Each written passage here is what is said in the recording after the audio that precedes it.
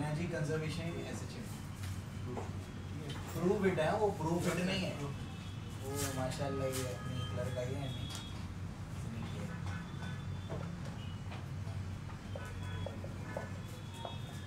Energy conservation in SHM, ठीक है। SHM में एनर्जी कंजर्व होती है क्या, तो ये हम लोगों को देखना है। टोटल एनर्जी पहले बताओ होती क्या है। टोटल एनर्जी होती है kinetic energy, total mechanical energy होती है। ये क्या होता है half k a square minus x square plus half k x square, ठीक है। काइनेटिक अभी निकाला, पोटेंशियल भी अभी निकाला। फिर क्या करना है इसके बाद, half k a square minus half k x square. समझे क्या किया मैंने, इस हाफ के को क्या कर दिया, अंदर मल्टीप्लाई कर दिया, प्लस क्या हो जाएगा हाफ के एक्स स्क्वायर, दोनों क्या हो गए कैंसिल हो गए, बच क्या गया हाफ के ए स्क्वायर। बात समझ में आ गई, ये हमारी क्या है टोटल एनर्जी है। आपको बताना है कि कोई भी पॉइंट पे टोटल एनर्जी यही रहने वाली है, वो बदलेगी नहीं। समझ में आया, ठीक है। चलो भाई, तो कौन कौन से दो पॉइंट है यहाँ पर, एक मीन, एक क्या है एक्सट्रीम, है ना। तो हम लोग सबसे पहले किसकी बात करते हैं, मीन की बात करते हैं। मीन पोजीशन पे देखेंगे, मीन पोजीशन पे क्या होगा, टोटल एनर्जी निकालो। टोटल एनर्जी क्या होती है हाफ के ए स्क्वायर, ए होती है टोटल एनर्जी, ठीक है। चलो भाई, टोटल एनर्जी किससे बनी होती है, काइनेटिक प्लस पोटेंशियल। तो काइनेटिक निकालो, पोटेंशियल निकालो और चेक करो। काइनेटिक एनर्जी क्या होगी half m v square. Mean position पे वेलोसिटी क्या होती है, मैक्सिमम होती है। तो मैं क्या लिख दूंगा उधर पे, हाफ एम और मैक्सिमम वेलोसिटी क्या होता है ओमेगा ए। मैक्सिमम वेलोसिटी क्या होता है ओमेगा ए। अच्छा ऐसे समझते हैं, हाफ एम, ठीक है। वी स्क्वायर का फॉर्मूला क्या है ओमेगा इंटू ए स्क्वायर माइनस एक्स स्क्वायर, और मीन पोजीशन पे एक्स का वैल्यू क्या होता है 0, तो ये चला जाएगा। आपको समझ में आया, क्लियर है। इस तरीके से पोटेंशियल एनर्जी क्या होती है, वो होती है half k x square, x क्या है 0, पोटेंशियल एनर्जी क्या है 0। टोटल एनर्जी क्या होती है, वो होती है kinetic energy plus potential energy. Kinetic energy क्या है हाफ के एम ओमेगा क्या होता है के, half k a square plus 0, यानी बचेगा क्या half k a square. Total थी कितनी half k a square, mean पे कितनी आई हाफ के ए स्क्वायर, मतलब नहीं बदली। समझ में आ गया। अब किस पे चेक करना है, एक्सट्रीम पे। एक्सट्रीम पे क्या खास बात होती है बताओ, एक्सट्रीम पोजीशन पे क्या खास बात होती है, वेलोसिटी 0 और x का वैल्यू क्या होता है a। समझ में आ गया। तो मैं काइनेटिक एनर्जी निकालूंगा। काइनेटिक एनर्जी क्या है, kinetic energy half m omega square a square minus a square. समझ में आ गया, क्यों, क्योंकि फॉर्मूला क्या है a square minus x square, x के जगह क्या लिख दूंगा a, आंसर क्या आ जाएगा 0। पोटेंशियल एनर्जी क्या होता है हाफ के x स्क्वायर, x की जगह क्या आएगा a, तो क्या बचा हाफ के a स्क्वायर। तो टोटल एनर्जी समझ में आ रहा है ना, 0 plus half k a square क्या होगा हाफ के ए स्क्वायर। समझ में आ गया। तो ना मीन पे बदली ना एक्सट्रीम पे बदली, तो हम बोलेंगे एनर्जी क्या है कंजर्व। अब समझ में आया, ऐसा ही, ठीक है। अगला सवाल बताओ क्या है,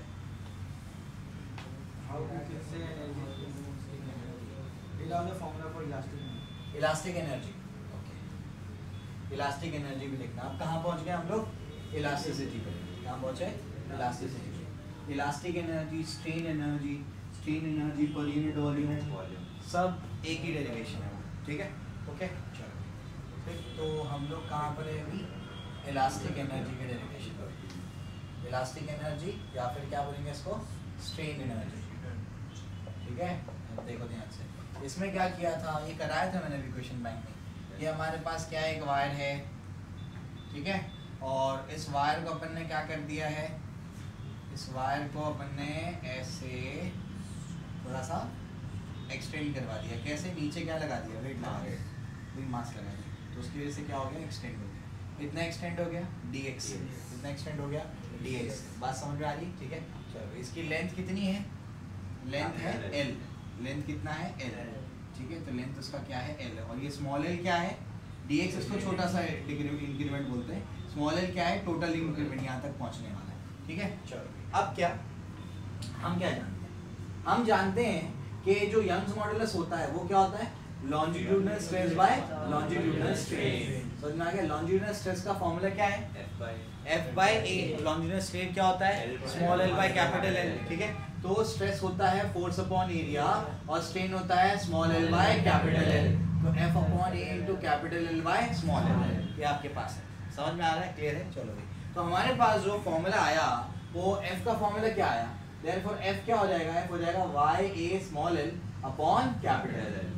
बात समझ में आ गई, क्लियर है। इस तरीके से हुआ, ठीक। अब इसके बाद क्या, हम थोड़ा सा आगे जाते हैं हम ये कहाँ तक की बात की है, जब L तक क्या हो गया था, इसके अंदर एक्सटेंशन आ गया था। मान लो इसकी लेंथ 1 मीटर है और टोटल जो इसके अंदर एक्सटेंशन आया वो 0.5 मीटर का आया। मान लो कितना आया, 0.5 मीटर। तो ये स्मॉल l क्या है, 0.5 मीटर। टोटल लेंथ कितनी हो गई अभी, 1.5। समझ में आ गया, क्लियर है। तो मैं 0.5 तक बात नहीं कर रहा हूँ, जब 1 मीटर से थोड़ा सा आगे बढ़ा था, मान लो 0.1 मीटर, मैं उस इंटरमीडिएट स्टेज की बात कर रहा हूँ। समझ में आ गया। टोटल कितना खींचने वाला है, 0.5। मैं किसकी बात कर रहा हूँ, 0.1 मीटर। समझ में आ गया, थोड़ा सा खिंचाया गया। अगर थोड़ा सा खिंचाया है तो हम क्या बोलेंगे कि यहाँ पर जो एक्सटेंशन हुआ है वो क्या हुआ है, x का।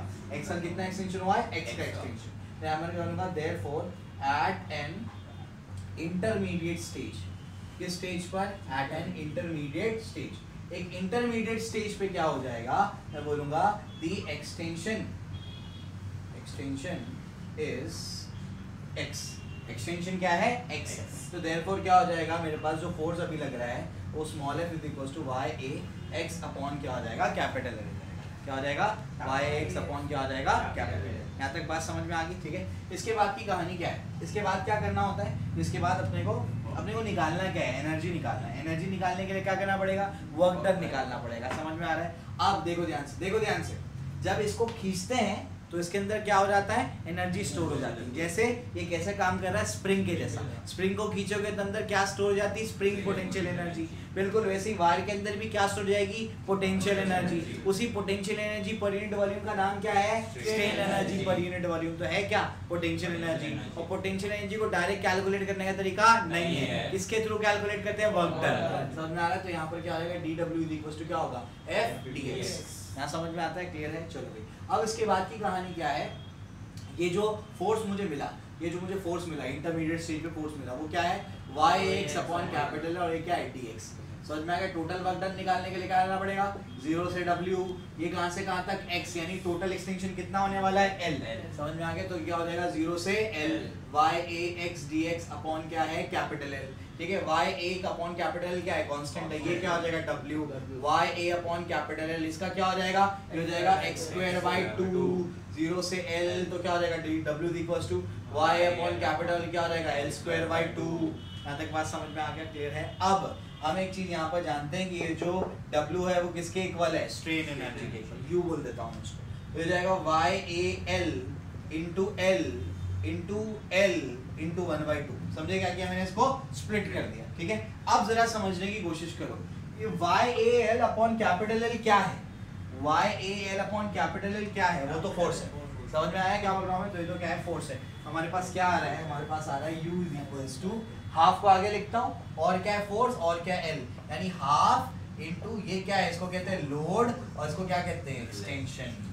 क्या कहते हैं इसको, एक्सटेंशन। तो half into load into extension, ये किसका एक्सप्रेशन है, स्ट्रेन एनर्जी का एक्सप्रेशन। समझ में आ गया। उसको स्ट्रेस और स्ट्रेन के टर्म्स में भी लिखा जा सकता है। ठीक है, चलो ये हो गया, सबको समझा क्या किया है, दिक्कत नहीं इसके अंदर।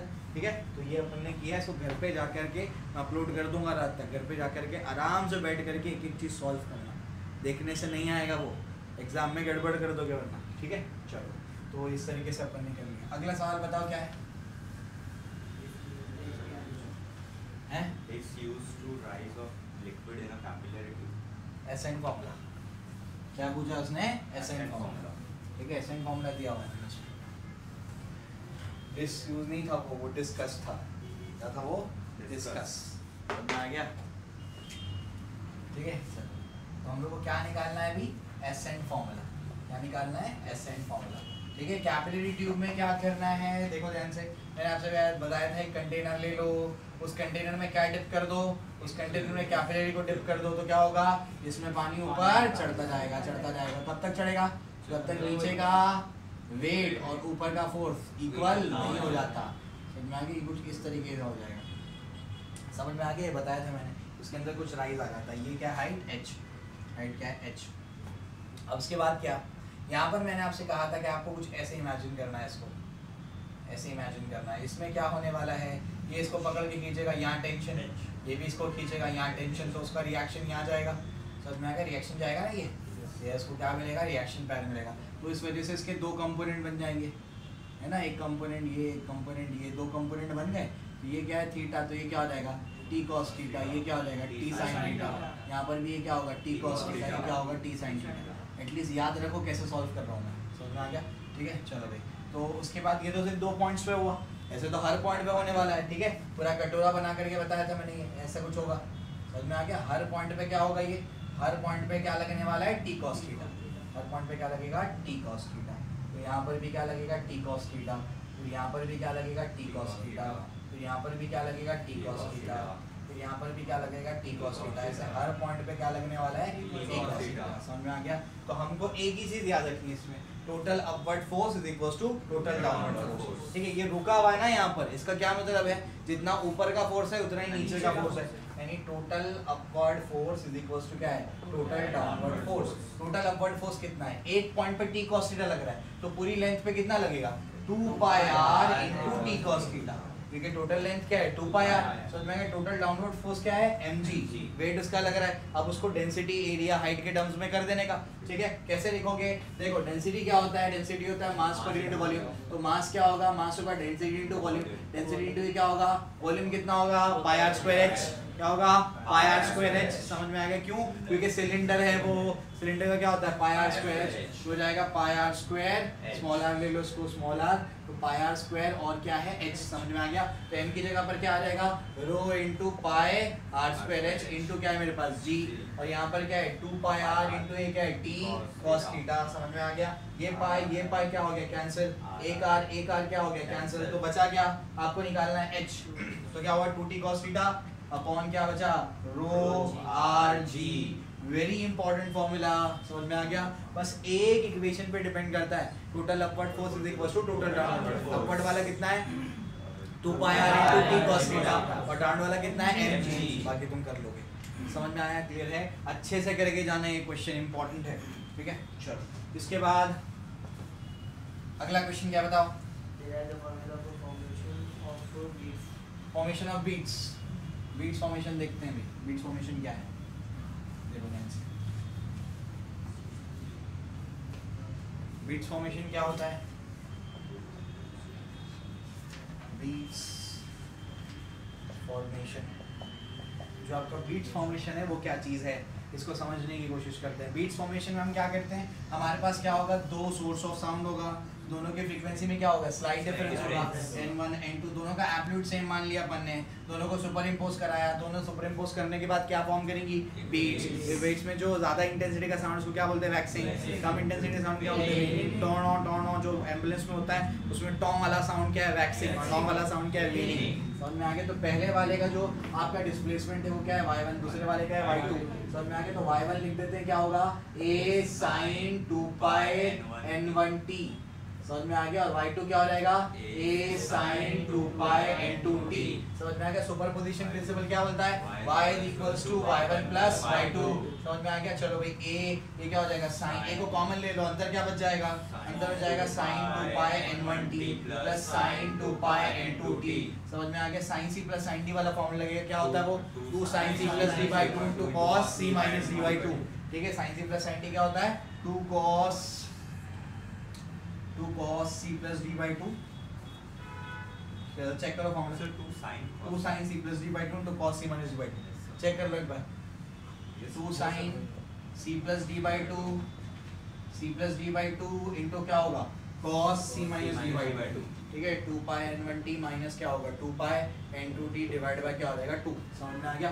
इस तरीके से अपने पास आया है। अब क्या क्या कॉमन आ सकता है वो समझने की कोशिश करो। यहाँ से क्या हो सकता है, 2 पाई कॉमन आ सकता है, t कॉमन आ सकता है। समझ में आ गया? उसको अपन कॉमन ले लेंगे, तो बचेगा क्या, देखो ध्यान से, ये हो जाएगा y is equals to a sine, और ये क्या हो जाएगा, ये हो जाएगा 2 इंटू, और मेरे पास क्या है, साइन 2 पाई, अंदर क्या बचने वाला है, n1 plus n2 by 2 into t।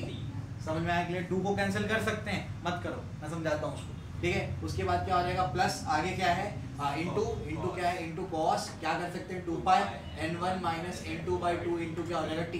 समझ में आ रहा है? क्लियर है? अब जरा समझने की कोशिश करो, यहाँ पर ये 2 कांस्टेंट है, ये a कांस्टेंट है, और ये भी कांस्टेंट है। क्यों कांस्टेंट है मैं समझाता हूँ। इसको n1 को मान लो 11, n2 को मान लो 10। समझ में आ रहा है? तो 11 माइनस 10 कितना हो जाएगा, 1 बाई 2 मतलब क्या होगा, हाफ। यानी इसकी फ्रीक्वेंसी कॉस कैसे चेंज होगा, हाफ पर सेकेंड, यानी इसकी फ्रीक्वेंसी क्या है, आधा। कैसी वेव बना रहा है, आधा। ये कैसे बनाएगा, 11 प्लस 10 बाई 2 कितना 21 बाई 2, लगभग 1 सेकंड में 11 बार क्या करेगा, ऑसिलेट कर जाएगा। समझ में आ गया? तो इसके कंपैरिजन में ये क्या है, ऑलमोस्ट कांस्टेंट। समझ आ रहा है क्या बोल रहा हूं मैं? 11 टेबल से हाथ रहा हूं और आधा, तो इसके कंपैरिजन में ये क्या है, कांस्टेंट। समझ में आ गया? तो इस तरीके से ये और ये क्या है, कांस्टेंट। अब समझ में आया इसके पीछे का लॉजिक? तो y इज इक्वल टू क्या बोलूंगा मैं कि ये तीनों को मिला करके हमने बोल दिया r और sin 2 पाई, ये जो n1 प्लस n2 बाई 2 है ना, उसको कैपिटल n बोलेंगे और क्या हो जाएगा t। तो यहाँ पर किसको क्या माना है, r को क्या माना, r को माना 2a cos 2 pi n1 minus n2 by 2 into t। समझ में आ गया? ये चीज मान लिया। और कैपिटल N क्या है, n1 प्लस n2 बाई 2। समझ में आ गया? उसको एक अलग से सिंबल दे दिया। समझे? यही आपका क्या है, फॉर्मेशन ऑफ बीट्स। इसमें भी दो चीजें और निकालनी है क्या, कंडीशन फॉर वैक्सिंग एंड वेनिंग, वो मैंने उसमें कराया है, क्वेश्चन बैंक वाले में कराया है। ठीक है, दोनों की कंडीशन क्या है, वैक्सिंग होगा तो क्या होगा, प्लस और माइनस 2 है, और वेनिंग होगा तो 0। कराया मैंने, जाकर के देख लेना, मैंने कराया उसके अंदर। ठीक है, तो ये भी हो गया। अगला सवाल बताओ मैं क्या है,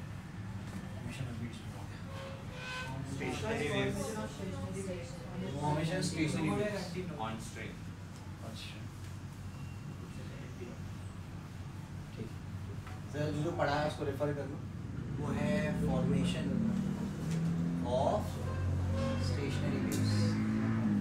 क्या है, formation of stationery waves, stationary wave का फॉर्मेशन। ठीक है, तो स्टेशनरी वेव्स की जो फॉर्मेशन है वो हम लोग को देखना है। उसमें हम एक चीज़ जानते हैं कि हमारे पास स्टेशनरी वेव कब फॉर्म होती है, जब एक स्ट्रिंग पे दो identical progressive wave opposite direction में चलेगी, तो लूप्स के फॉर्म में जो वेव फॉर्म होगी वो क्या है, स्टेशनरी वेव। तो उसका जो इक्वेशन होता है वो क्या होता है, a sin 2 pi nt minus x by lambda. ये कौन से वेव का इक्वेशन है, जो पॉजिटिव डायरेक्शन में चल रही है। समझ में आ गया, पॉजिटिव x डायरेक्शन में। और दूसरे वाले का क्या होगा, a sin 2 pi nt plus x by lambda. ये किसका इक्वेशन है, सर ये ऑन स्ट्रिंग है क्वेश्चन। हाँ तो ये कहाँ फॉर्म हो रही है, ऑन स्ट्रिंग तो फॉर्म हो रही है, सॉरी सर मैं मोड ऑफ वाइब्रेशन, वो अलग चीज़ है। ठीक है, तो यहाँ पर क्या हमारे को क्या बोलता है, फॉर्मेशन ऑफ स्टेशनरी वेव से क्या करना है, डेरिवेशन करना है बेसिकली। ठीक है, देख लें अभी y इज इक्वल टू क्या होगा, y1 प्लस y2। कौन बोलता है, ये प्रिंसिपल ऑफ सुपरपोजिशन है ना। तो y1 प्लस y2 में ये क्या हो जाएगा, a को कॉमन ले लो, फिर से वही कहानी, a sin 2 pi nt minus x by lambda plus sin 2 pi nt plus x by lambda. समझ में आ गया, क्लियर है? चलो भाई, अब उसके बाद क्या, आगे चलते हैं। आगे क्या, sin c plus sin d वाला फॉर्मूला फिर से लगेगा। क्या है वो, 2 sin c plus d by 2 cos c minus d by 2। ठीक है, फिर से लगाना है, बिल्कुल सिमिलर है।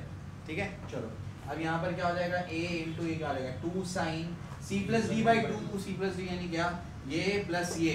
ठीक है, तो क्या करना पड़ेगा, 2 पाई को अंदर भेज देना, तो 2 pi nt minus 2 pi x by lambda c plus d, यानी 2 pi nt plus 2 pi x by lambda c plus d और बाय 2। समझ में आ गया, c प्लस d बाय 2। ठीक है, इनटू क्या करना पड़ेगा, into cos c minus d by 2। ठीक है, cos c minus d by 2 यानी c क्या है, c है 2 pi nt minus 2 pi x by lambda. ठीक है, माइनस क्या हो जाएगा, ये 2 pi nt minus 2 pi x by lambda. समझ में आ गया? ठीक है, डिनोमिनेटर में क्या आ जाएगा, 2। समझे, ये दोनों यहाँ पर कैंसिल हो गए और ये दोनों यहाँ पर कैंसिल हो गए। समझ में आ गया? ठीक है, अब क्या होगा इसके बाद बताओ, इसके बाद क्या होने वाला है, therefore y is equals to क्या होगा, y इज इक्वल्स टू हो जाएगा, ये हो जाएगा तुम्हारे पास, देखो 2 को निकाल के कैंसिल कर सकते हो। ठीक है, लेकिन मत करो, रहने दो उसको। ये क्या हो जाएगा, 4 पाई nt, क्या हो जाएगा, 4 पाई nt। ठीक है, तो हो जाएगा आपके पास क्या है, 2 इंटू साइन, और क्या होने वाला है, a तो अपना बाहर चल ही रहा है, a और 2 इंटू साइन, ये क्या हो जाएगा, 4 पाई nt डिवाइड बाई 2। ठीक है, इंटू कॉस, ये क्या हो जाएगा बताओ, minus 2 pi x by lambda, minus 4 pi x by lambda. समझ में आ गया, तो हो जाएगा minus 4 pi x by lambda और इंटू क्या हो जाएगा, 2। समझ में आ गया, इस तरीके से मेरे पास है, 2 1 जार 2 2 जार 2 1 जार 2 2 जार, आप कैंसिल कर दो, तो हो जाएगा 2a, ये हो जाएगा sine 2 pi nt into cos minus 2 pi x by lambda, cos of minus theta is cos theta, तो क्या हो जाएगा, ये 2 पाई x बाय लैम्डा। यहाँ तक बात समझ में आ गई? ठीक है, और ये क्या है, कांस्टेंट है, तो हम लोग बोलेंगे r sin 2 पाई nt। ये आ गया आपका क्या, स्टेशनरी वेव। बात समझ में आ गई, क्लियर है?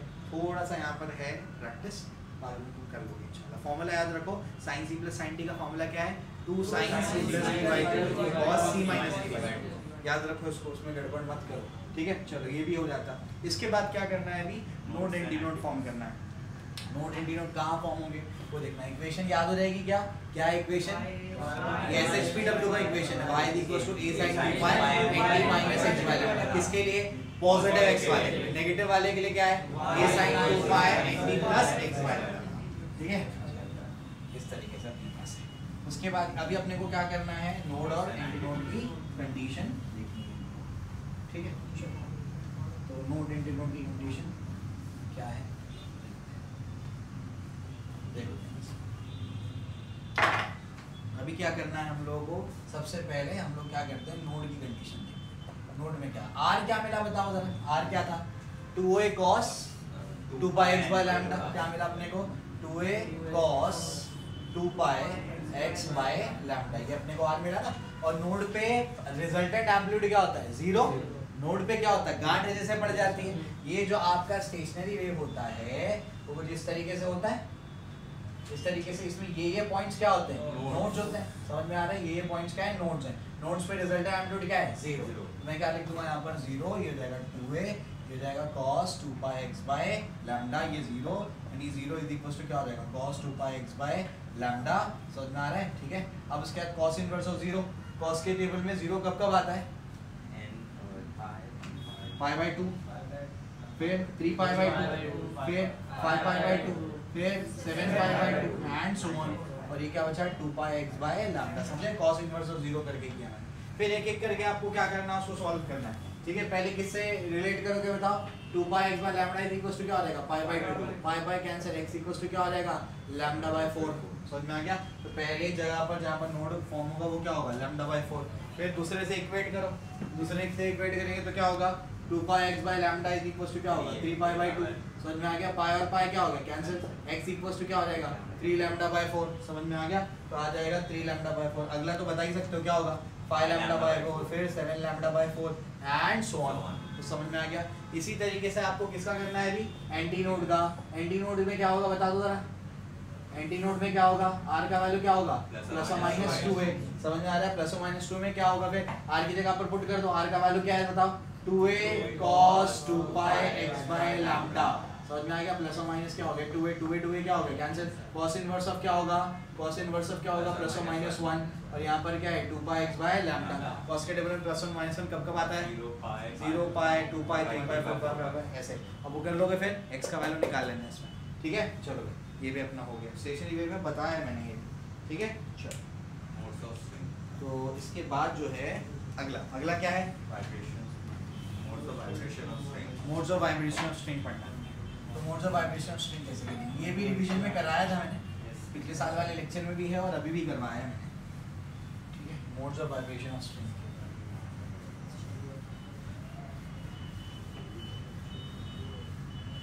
Modes of vibration of string में क्या है देखो, उसको बताता हूँ मैं। Modes of vibration of string, तो यहाँ पर जो है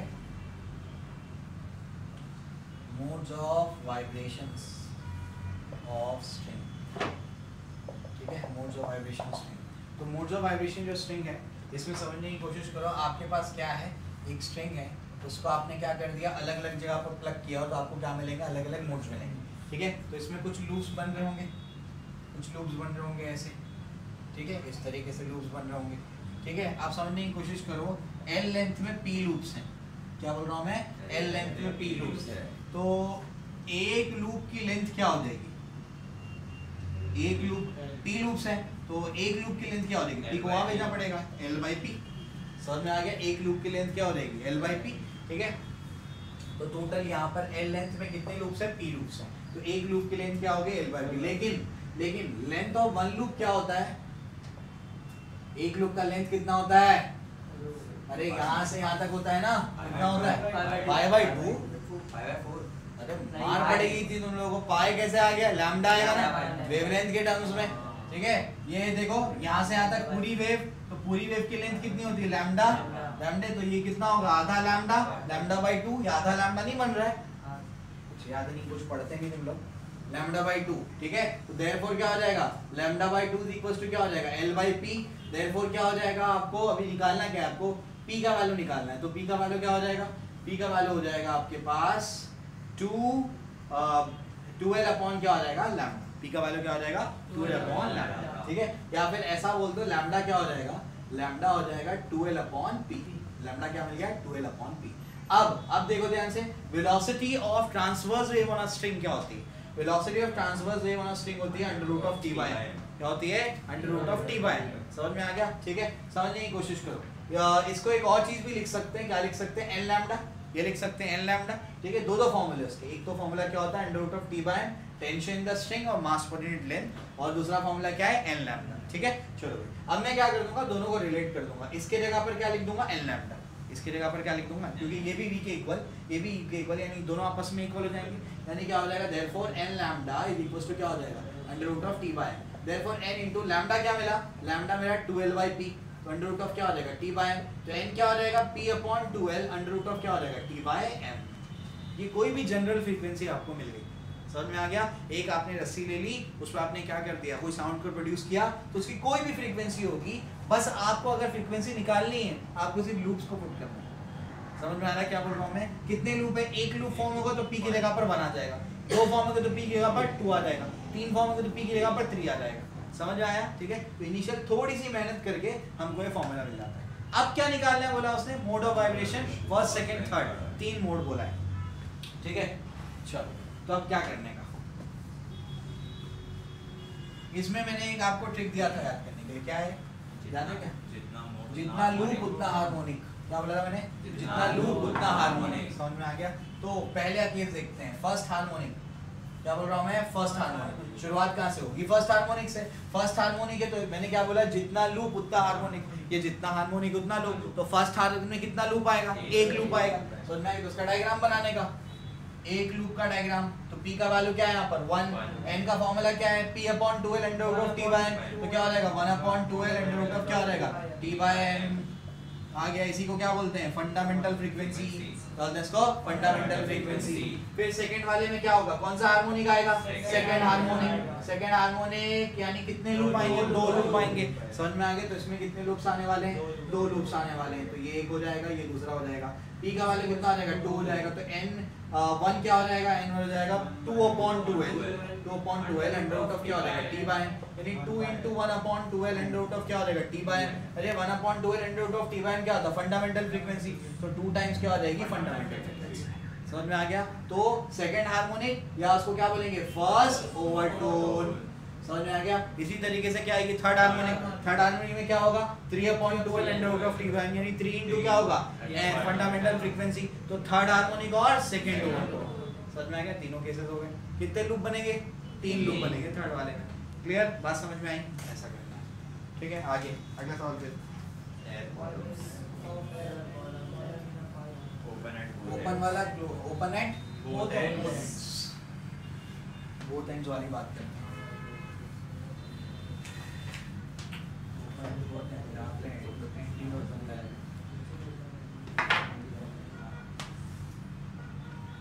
ठीक है, open pipe, open at both ends, open at both ends. दोनों एंड्स पे अगर ओपन है तो क्या होने वाला है, ठीक है। तो उसमें अपने को क्या करना है, कितने मोड डिस्कस करना बोले, दोनों एंड्स पे अगर वो ओपन है, दोनों एंड्स पे ओपन है। इसमें क्या याद रखना है, उसमें था जितना लूप इतना हार्मोनिक। इसमें क्या, जितना मोड उतना नोड। समझ में आ गई, जितना मोड उतना नोड, ठीक है। चलो भाई शुरुआत करते हैं। Open at both the ends है तो कैसे शुरुआत करते हैं, फर्स्ट मोड से। फर्स्ट मोड, फर्स्ट मोड यानी क्या, वही फंडामेंटल फ्रीक्वेंसी। समझ में आ गया, first mode fundamental frequency. First mode है तो कितना नोड आएगा, एक नोड आएगा। ओपन एंड पे हमेशा क्या बनते हैं, एंटी नोड। तो नोड एक यहीं पर कहीं बनेगा। समझ में आ गया। और बाकी क्या बनने वाले हैं, एंटी नोड। समझ में आ गया, इस तरीके से। क्लियर। तो ये आपका क्या हो गया, फर्स्ट मोड का डायग्राम। समझ में आ रहा है, क्लियर है। चलो भाई, उसके बाद ये टोटल लेंथ मुझे निकालनी है, टोटल लेंथ निकालनी है। तो टोटल लेंथ कैसे निकालेंगे, यहाँ से यहाँ तक की लेंथ क्या होती है, एंटी नोड और नोड के बीच में डिस्टेंस क्या है, सब भूल गया तुम लोग। अगर ये हमारे पास होता है ऐसे, ये इस तरीके से, ये नोड है, ये नोड है, नोड और नोड के बीच में डिस्टेंस कितना होगा लैम्डा बाई 2। आधी वेवलेंथ है ना ये ऐसा होता तो आधी वेवलेंथ है ये, तो आधी वेवलेंथ का कितना होगा लैम्डा बाई 2। समझ में आ गया। और नोड और ये क्या एंटी नोड, ये आधी का भी आधा तो क्या होगा लैम्डा बाई 4। अब समझ में आ गया। तो नोड और एंटी नोड के बीच में कितना होगा lambda by 4 plus node anti node के बीच में क्या होगा लैम्डा बाई 4 यानी 2 लैम्डा बाई 4 यानी क्या होगा लैम्डा बाई 2। समझ में आ गया। ये क्या है एल। रिवीजन नहीं करोगे तो ये याद होगा, साल में मेरे ख्याल से 2 या 3 बार बता चुका हूं ये चीज में तुमको। तो लेंथ कितना मिला लैम्डा बाय 2 मिल गया आपको। तो लैम्डा क्या मिला लैम्डा आपको 12 मिला। समझ में आ गया। अब आप एक चीज जानते हैं कि v इक्वल्स टू क्या होता है n लैम्डा होता है। तो v इक्वल्स टू यहां पर क्या होने वाला है n इनटू लैम्डा की जगह क्या लिख देंगे 12। तो n क्या हो जाएगा, कौन सा पाइप है ओपन पाइप है, ठीक है। तो n क्या हो जाएगा v/12। समझ में आ गया। कैपिटल L मान लेते हैं इसको, ठीक है। तो ये क्या हो जाएगा v/12। बस समझ में आ गई, क्लियर है। तो ये कौन सी फ्रीक्वेंसी मिली फंडामेंटल फ्रीक्वेंसी फर्स्ट मोड, या उसको क्या बोलेंगे फर्स्ट हार्मोनिक। समझ में क्या बोलेंगे फर्स्ट हार्मोनिक, ठीक है। फर्स्ट मोड या फिर क्या है फर्स्ट हार्मोनिक। समझ में आ रहा है, ठीक है। चलो भाई उसके बाद कौन सा मोड आएगा सेकेंड मोड आएगा। सेकेंड मोड में क्या होने वाला है बता दो जल्दी से। हाँ 2 नोड बनेंगे। सेकेंड मोड में क्या बनेंगे 2 नोड बनेंगे, ठीक है। चलो भाई तो फिर से डायग्राम बनाते हैं। अब जरा दिमाग लगाओ 2 नोड कैसे बनेंगे। यहाँ एंटी नोड बनेगा या एंटी नोड बनेगा, यानी यहाँ पर एक कहीं नोड बनेगा यहाँ पर कहीं एक नोड बनेगा।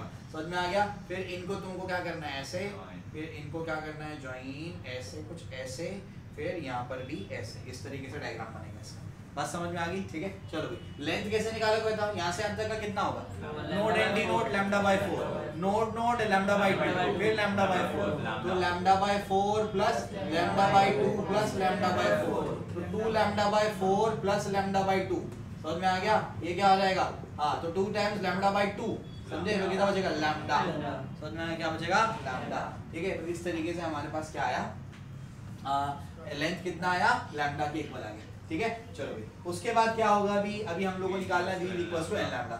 v तो वही रहेगा n1 बोलेंगे इसको भी, फ्रीक्वेंसी बदली ना, फ्रीक्वेंसी बदल गई। लैम्डा 1 बोल दो उसको, तो लैम्डा 1 तो n1 और लैम्डा 1 क्या है l, तो देयरफॉर क्या हो जाएगा n1 क्या हो जाएगा v/l। n1 क्या हो जाएगा v/l। यहाँ तक बात समझ में आ रही, ठीक है भाई। चलो तो अपने को क्या मिला था पहले v/12। अभी क्या मिल रहा है v/l। 2 से मल्टीप्लाई कर दो, 2 से डिवाइड कर दो, समझे। तो क्या हो जाएगा 2 into v/12। समझे। अरे v/12 तो क्या होता है फंडामेंटल फ्रीक्वेंसी, यानी 2 टाइम्स क्या होगा फंडामेंटल फ्रीक्वेंसी। तो जो नई वाली फ्रीक्वेंसी मिली वो क्या मिली 2 टाइम्स फंडामेंटल फ्रीक्वेंसी। समझ में आ गया। तो कौन सा हार्मोनिक है सेकंड हार्मोनिक और फर्स्ट हार्मोनिक। समझ में आया, क्लियर है। सारी फ्रीक्वेंसी को जानने देता है। तीसरे वाले में क्या आएगा बताओ।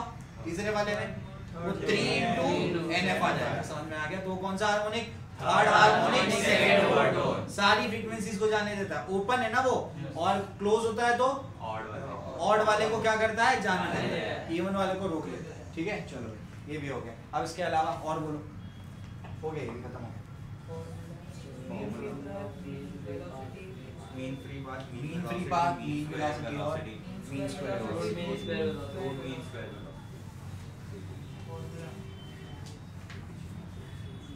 अभी हम लोग कहाँ पहुँच गए ATG कहाँ पहुँच गए ATG, ठीक है। तो सबसे पहले क्या बोला है मीन फ्री पाथ। क्या बोला है मीन फ्री पाथ। फिर क्या है मीन वेलोसिटी, मीन वेलोसिटी, फिर मीन स्क्वायर वेलोसिटी, फिर root mean square velocity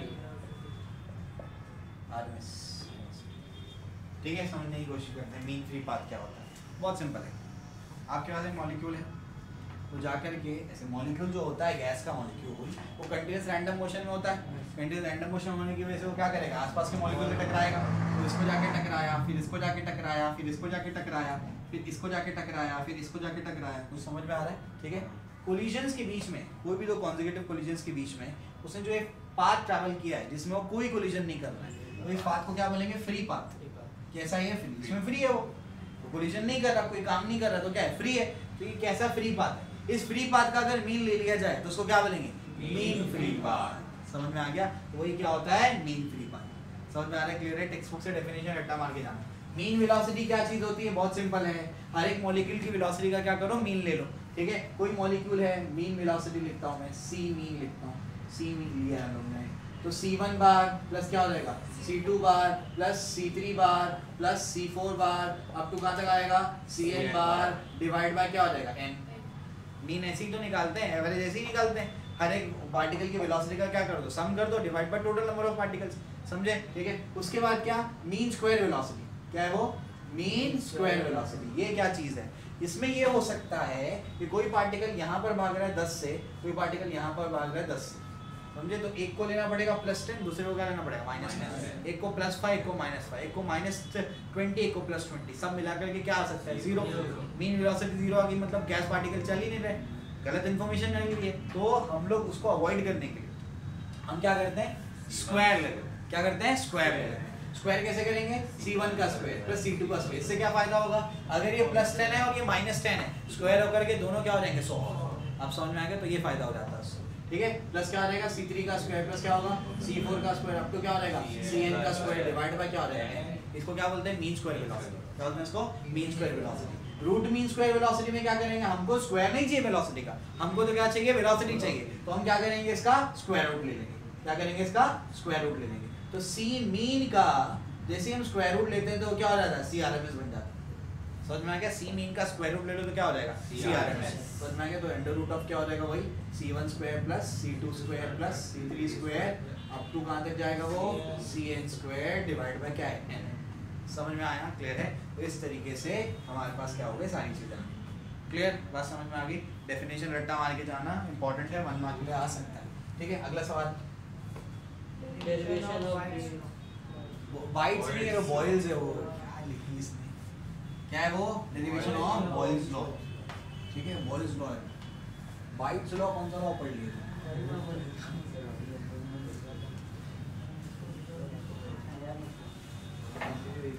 derivation of क्या है वो बॉयल्स लॉ। बॉयल्स लॉ क्या है उसको जरा समझते हैं। बॉयल्स लॉ याद है क्या, P is inversely proportional to B, यही है बॉयल्स लॉ। इसको डिराइव करना है with the help of KTG, kinetic theory of gases. Kinetic theory of gases में हमने क्या पढ़ा, प्रेशर क्या होता है 1/3 रो CRMS का स्क्वायर। ये डेरिवेशन कराया मैंने, नहीं याद है तो YouTube पे अपलोडेड है, जाके पढ़ो, सब अपलोड करके रखा हूं मैंने। P क्या होता है 1/3 रो CRMS का स्क्वायर। अब रो क्या चीज होती है, रो डेंसिटी है। रो क्या है डेंसिटी है। डेंसिटी क्या होता है मास पर यूनिट वॉल्यूम। समझ में आ गया? तो मैं क्या लिख दूंगा 1/3, इसको लिख देंगे मास पर यूनिट वॉल्यूम, और ये क्या हो जाएगा CRMS का स्क्वायर। समझ में आ रहा है? क्लियर है? इसको यहाँ भेज दो PV 1/3 m, और ये क्या हो जाएगा CRMS का square. Mass of the gas constant, CRMS constant, 1/3 constant, therefore क्या हो जाएगा PV इक्वल्स टू क्या हो जाएगा कांस्टेंट। समझ में आ गया? PV कांस्टेंट है, देयरफॉर क्या हो जाएगा P is inversely proportional to हो गया P बॉयल्स लॉ। समझे? ये रट्टा मार के जाना पड़ेगा। प्रेशर क्या होता है 1/3 रो CRMS का स्क्वायर, वो रटना पड़ेगा। फिर डेंसिटी क्या होता है मास पर यूनिट वॉल्यूम, बाकी तुम कर लो। समझ में आ गई बात? क्लियर है? चलो ये भी हो गया। अगला सवाल कितने हो गए 20 हो गए। चलो Maximum distribution and application of specific heat.